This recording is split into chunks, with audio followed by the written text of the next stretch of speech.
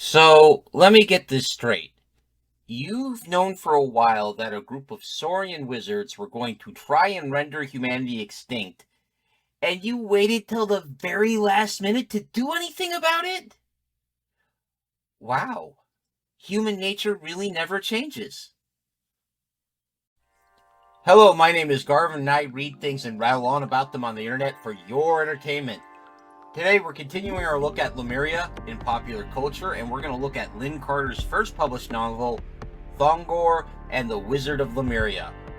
First, let's talk a bit about Lin Carter, shall we? Lin Carter, full name Linwood Vrooman Carter, was born in St. Petersburg, Florida, the United States, in 1930. He would serve as an infantryman in the Korean War and afterwards attended Columbia University. I assume he did that on the GI Bill, but I wasn't able to find confirmation of that in my sources. After graduating, he worked as an advertiser and a publisher copywriter until 1969, where he became a full-time writer. His most noted works are what he called posthumous collaborations with Robert Clark, Clark Aston Smith, other writers, where he would basically take their unfinished story notes and work them to completion or write spin-offs from those notes. A lot of his other books are also known for being tributes to older writers like Burroughs. Now, he would also serve as an editor for Ballantine Books while he was writing from 1969 to 1974, and he got a number of obscure fantasy books reprinted under their adult fantasy line. And on top of that, he was one of the early scholars of Professor Tolkien's work. He would sponsor the Gandalf Award, an award for excellent writing in the fantasy genre, a lot like the Hugo Award, and he did that from 1974 to 1980, and he would finally pass away in 1988. So, credit where credit is due, this man did a lot for the fantasy genre. That said, this is the first book of his I've ever actually read, and to be honest, it's because a number of my older male relatives, as I was growing up, did not care for Lin Carter's work, or else bragged the camp, honestly, and viewed them as basically glorified fan fiction writers. They were writing fan fiction for greater authors, in my uncle's and cousin's view. And being a kid, I kind of followed their beliefs for a while. But considering my defense of fanfiction earlier this year, and you can find that on my channel, I think it's fair to say that my opinion has diverged a bit. I'm not going to disdain someone for writing fanfiction. Some of the best works I've seen in the last couple of years have been fanfiction. In my view, it is perfectly okay to write fanfiction as long as you're doing it well and you're not being disrespectful to the original setting or characters. So with that in mind, let's turn to Thongor of Lemuria. Thongor is a barbarian serving as a mercenary in the armies of civilization. Most of the cities of Lemuria are in a very hot, humid climate. Thongor comes from a cold, icy land of glaciers, where he grew up hunting dangerous predators through those glaciers, and that's where he developed his physical abilities. In the beginning of our story, he actually gets into trouble because he expects his noble-born captain to honor a wager they made on a race that the captain lost. And said noble-born captain takes offense to the idea of actually paying some low-born cur just because he lost a bet. Unfortunately, that's pretty realistic. I've read historical accounts of nobles basically trying to destroy craftsmen for the audacity of expecting to be paid for their labor. It's one of the reasons why we had guilds in the medieval world, to protect them from these nobles. But getting back to the story, the argument escalates and becomes physical, and Thongor ends up killing his captain in self-defense. And honestly, I can't blame our barbarian hero here, because after it becomes a physical altercation, Thongor is actually trying to de-escalate, several times stopping the fight and going, okay, you know what? things have gotten out of hand. Let's forget about the bet. Let's forget about all this thing. Let's just be cool. I'll forget about it if you forget about getting punched in the face. Even though I punched you in the face because you were trying to stab me. But the captain cannot figure out which book he's in and keeps trying to stab a man who is not just a foot taller than him and much better built, but is also an experienced frontline fighter when the noble-born captain is clearly not. But unfortunately for Thongor, even though this was clear self-defense, apparently self-defense is not a plea you can make in the Lemurian legal system when you've killed a noble.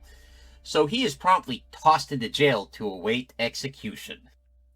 Thongor, however, does have a gift of making friends, and he has made friends in his mercenary unit.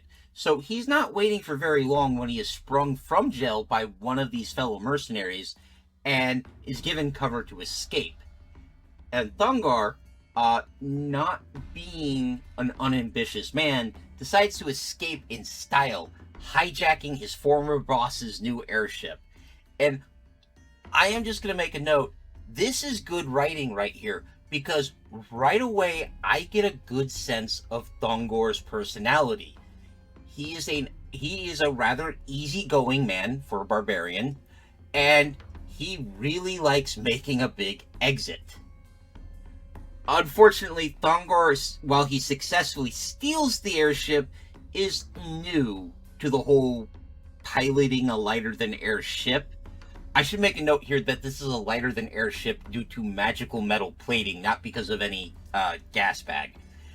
So, when Thongor goes to sleep and the spring that powers the engine runs down, the ship starts drifting on the wind, and Thongor wakes up to the ship being attacked by giant parasaurs, and realizing that his ship is above untamed, uncharted wilderness full of dinosaur-sized monsters. He is now a man with more problems than he had in the jail cell. Lin Carter actually does a good job of making the parasaurs frightening here, because our main character has a lot of trouble fighting them, and the airship ends up crashing. So Thongor has to spend a day or so lost in trackless jungles, being chased by fantasy T-Rexes, basically. But this does end well, because he runs into the Wizard of Lemuria from the title, a gentleman by the name of, and I'm doing my best here guys, Shah Rasha, who recruits Thongor for an important quest, preventing human extinction. You see, back in the olden days, like older than what's going on in the novel, a race of sapient dinosaur wizards used to run the planet until the gods empowered humanity with a magic sword to wipe them out. Well, we didn't do the most thorough job, and enough of these dinosaur wizards survived, and now thousands of years later, the stars have aligned, and the sapient dinosaurs are going to summon their dark gods of chaos from outside of the universe and wipe us out. It's really hard to blame them since we tried to wipe them out first, but in all fairness, the book really does imply that they were enslaving and eating us, so it's a wash. The thing is, the dinosaur wizards are going to pull this off in like a couple weeks, tops. So I feel our wizard is really cutting this close. But Thongor is here, and he's going to help, and they repair his airship, and step one is to recreate the magic sword of the gods and use that to finish the job. So this quest breaks down into 3 parts, and things get dicey at each stop. At the first stop, they have to steal some star metal, but Thongor gets captured and is going to be sentenced to being tortured to death, and avoids that only by provoking the ruler of the city to sentencing him to death by combat in the arena. What's interesting here is Thongor does that out of a religious conviction. He believes that only people who die in battle qualify to go to barbarian heaven, which is basically Valhalla by the sound of it. But it's here that Thongor meets his second ally, a fallen nobleman named Carvis.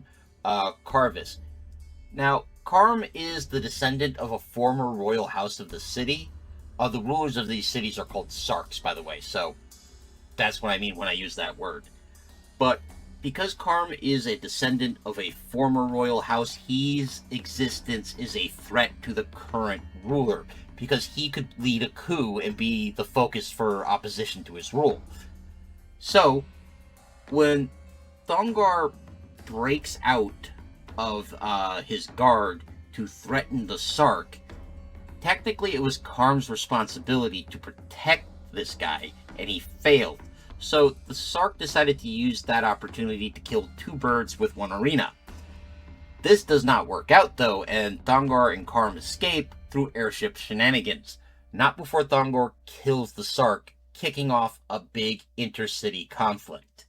But he doesn't hang around for that, because he's got to go prevent us from all being wiped out by dinosaurs. Yes, I really enjoy saying lines like that. I'm going to keep doing it. The second place they have to go to is also a city. This city worships a holy fire that the book heavily implies is a jet of flame from the molten core of the earth, or at least very deep underground. So, in order to forge the star metal into a sword, they have to sneak into the catacombs of this city and use that fire as their heat source for the forging. Sharaja the wizard has to do the forging, and he thinks Thongor is the best person to guard him, so they leave Karm behind with the airship to operate as sort of a free safety if they get into trouble. Which they of course do. They get caught, and while Thongor does a very good job of fighting people off, they run into a poison gas trap that knocks them out, and, well, they get caught. At this point, I have to point out our protagonist is just not good at stealth. He is 2 for 2 for getting caught on stealth missions. Conan would have done better. I just have to throw that out. Probably not a fair comparison, but moving on.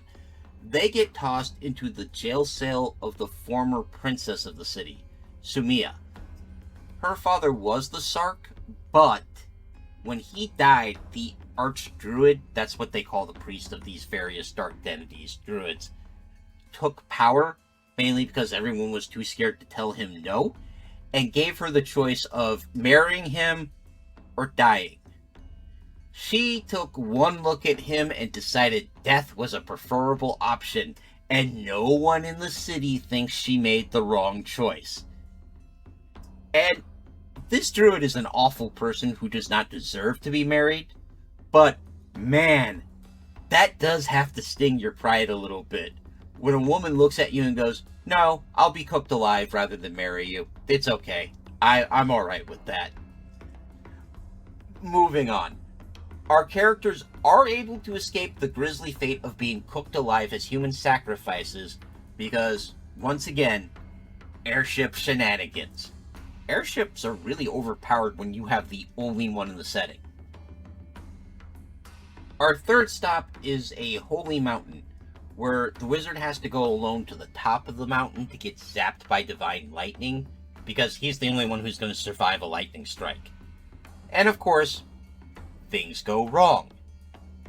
While the wizard is completing the job, the rest of the party has to wait about midway up the mountain, and they get attacked by another giant parasaur. And this one carries Thongor off for breakfast for its hatchlings.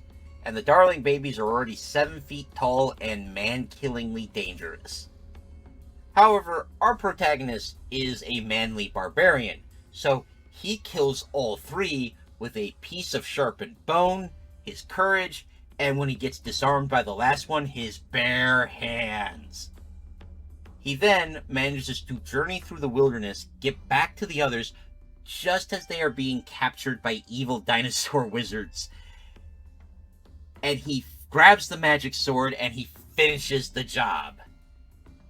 The story ends with all of them partying at Shalraja's place, and Karm, Thongor, and Sumia all agree to take back her city from the evil archdruid that's taken it over, and place Sumia on the throne.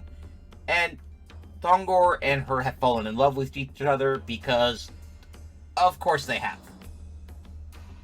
So, reading this book felt like reading a very play-by-the-numbers D&D campaign, and to be fair to the book, it's a victim of its own success, like all books like this, honestly, because D&D got this structure from this books and others like it.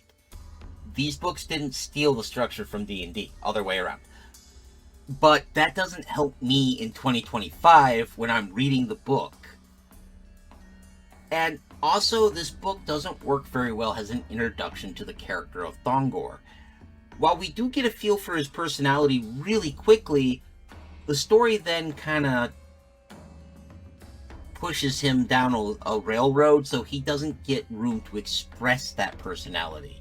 So, he is considered a clonan, or a clone of Conan the Barbarian, and I can see where that argument comes from.